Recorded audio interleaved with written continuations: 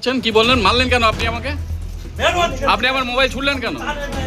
Mobile ছুড়লেন কেন আপনি? Mobile ছুড়লেন কেন? মোবাইল ছুড়লেন কেন? আপনি আমাকে মারলেন কেন? না মারলেন কেন?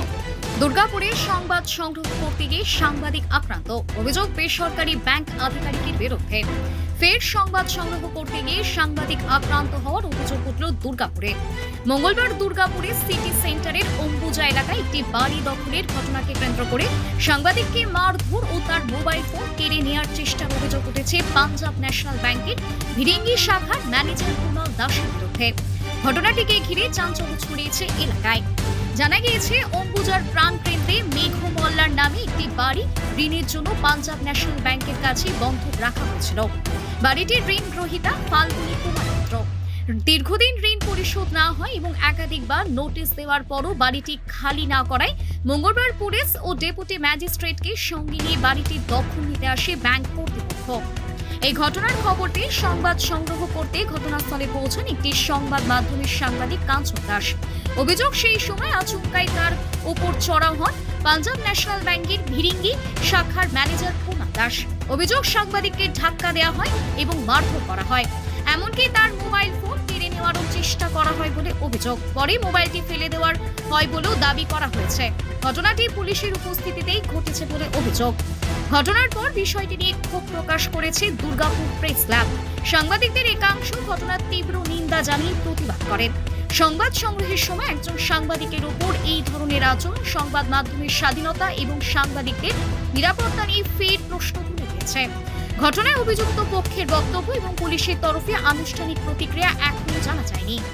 বলছি যে আমরা আপনাদের হেড অফিসকে একটা চিঠি করব যে দুর্গাপুরে এবং এই আসানসোল এই জেলাতে যা প্রোগ্রাম হবে করবে না। এটা কারণটা কি? Due to misbehave of Kunal Das, branch manager of city centre branch. ব্যাস এইটুকুনি। আপনি মেরে ক্ষমা চাইলেন কেন? না আমাকে এটা অফিস বলেছে, আমাকে পুলিশ বলেছে। আপনি ক্ষমা চাইছিলেন, মেরে ক্ষমা আপনি মেরেছেন কেন? আপনি এখনো বলছেন মারেননি? না টানবেন না। এখনো বলছেন মারেননি? হ্যাঁ, আমার কাছে ভিডিও আছে দাদা। ঠিক আছে, আমরা দেখাবো মানুষকে যে আপনি কি মিসবিহেভিয়ার করেছেন। দাঁড়ান। তারপরে আপনি তাহলে আপনি ক্ষমা চাইলেন কেন? মারেননি যখন ক্ষমা চাইলেন কেন? হ্যাঁ, মোবাইলটা পড়ে গেল, ধাক্কা দিলে ধাক্কা দেবেন? আপনি ধাক্কা দিতে পারেন?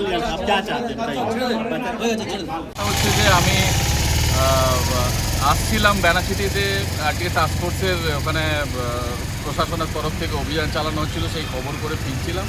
হঠাৎ করে সিটি সেন্টার অম্বুজার কাছে আসি, তখন দেখি যে পুলিশের গাড়ি দাঁড়িয়ে রয়েছে, ভ্যান দাঁড়িয়ে রয়েছে, প্রচুর পরিমাণ পুলিশ দাঁড়িয়ে রয়েছে।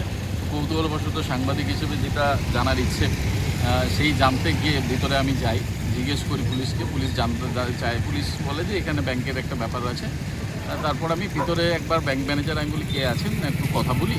তো ওনাকে গিয়ে জিজ্ঞেস করি যে কি ঘটনা একটু যদি বলেন, আমরা জানতে চাইছি। বলে না, এখানে ব্যাংকের মর্টগেজের ছিল বিষয়টা, এখানে ফাল্গুনী কুমার মিত্র নামে। প্রথমে উনি ভালো করে কথা বললেন, কিন্তু তারপরেই হঠাৎ করে বুঝতে পারলাম না কেন হঠাৎ চড়াও হয়ে গেলেন।